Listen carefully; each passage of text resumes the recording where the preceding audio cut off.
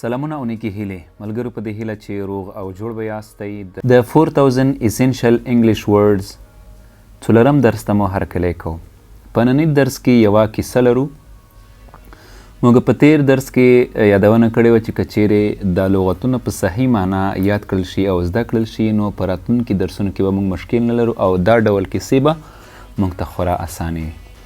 موږ ویلي وو چې موږ کوم لغتونه چې په تیر درسونو کې ویلي دي هغه دلته بولډ شوي دي، نو که چیرې په دې باندې تاسو پوهیږئ بیا د کیسې په مطلب باندې هم پوهیږئ او دا کیسه پرته له مشکلو سره تاسې ویلی شئ. نو راځو دا درس تر ویینو لاندې نیسو او دا درس وایو. مخکې له دې چې د دې معنا وکړو لومړی راځو دا کیسه همداسې لولو او همداسې لوستنې وروسته یې بیا معنا کوو. A cruel lion lived in a forest. Every day he killed and ate a lot of animals. The other animals were afraid the lion would kill them all. The animals told the lion, "Let's make a deal. If you promise to eat only one animal each day, then one of us will come to you every day. Then you don't have to hunt and kill us." The plan sounded well thought out to the lion, so he agreed. But he also said, "If you don't come every day, I promise to kill all of you the next day." Each day after that, one animal went to the lion so that the lion could eat it. Then all the other animals were safe. Finally, it was the rabbit's turn to go to the lion. The rabbit went very slowly that day, so the lion was angry. When the rabbit finally arrived, the lion angrily asked the rabbit, "Why you are late?" "I was hiding from another lion in the forest." That lion said. "He was the king, so I was afraid." The lion told the rabbit, "I am the only king here. Take me to that other lion and I will kill him." The rabbit replied, "I will be happy to show you where he lives." The rabbit led the lion to an old well in the middle of the forest. The well was very deep with water at the bottom. The rabbit told the lion, "Look at there, the lion lives at the bottom." When the lion looked into the well, he could see his own face in the water.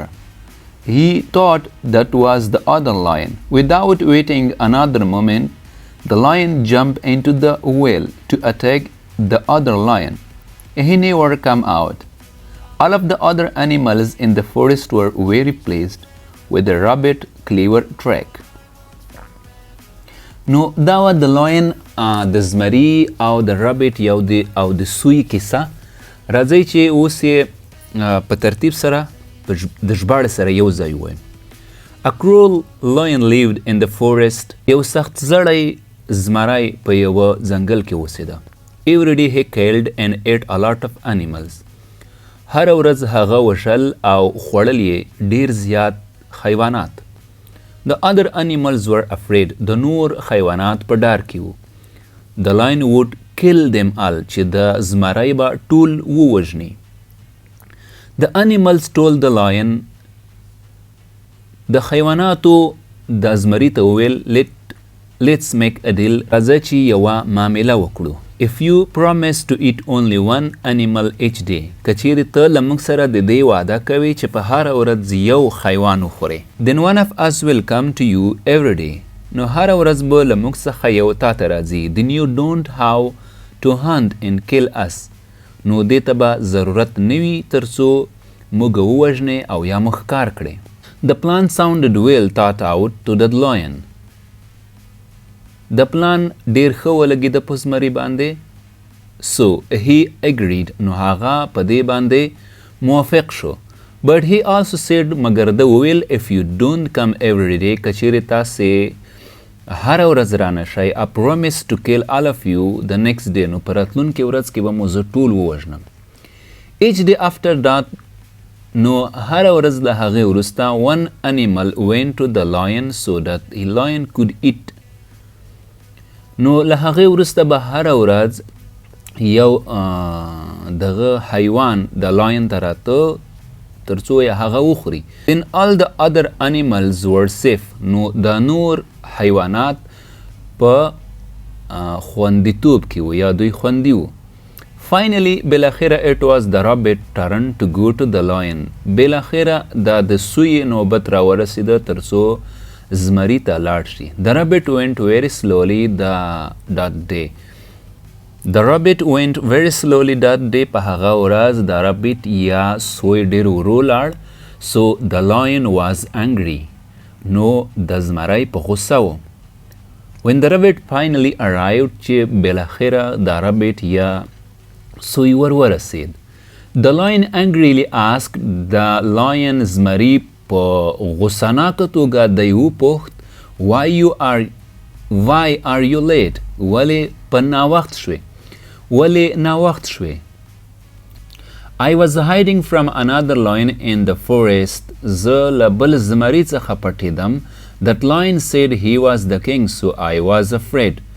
نو هغه زمري ما ته وویل چې زه کینګ یا باچا یم، نو زه په ډار کې وم. The lion told the rabbit.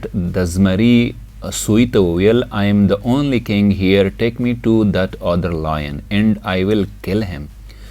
زه فقط د دې ځای بادشاه یم یا دلته بادشاه یم، ما هغه بل زمري ته وروله تر څو یې ووژنم. The rabbit replied. د سوی ځواب ورکړ I will be happy to show you where he lives. نو زه به خوشحاله یم چې هغه تا ته وښیم چې چیرې اوسیږي. Rabbit led the lion to an old well. د رابټ یا سوی زمری د یو زړې څاه پر لور رهي کړ. In the middle of the forest چې دا په middle of the forest کې و، یعنې د منځنۍ برخه کې د ځنګل و.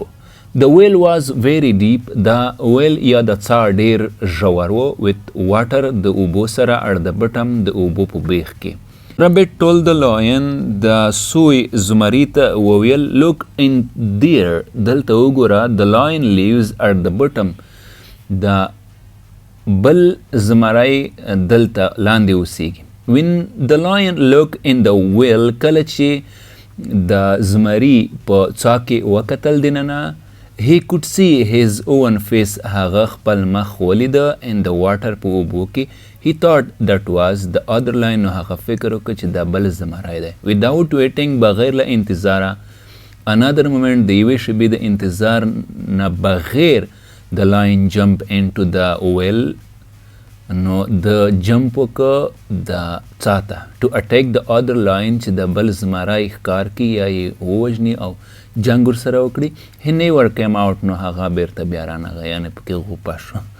all of the other animals in the forest were very pleased.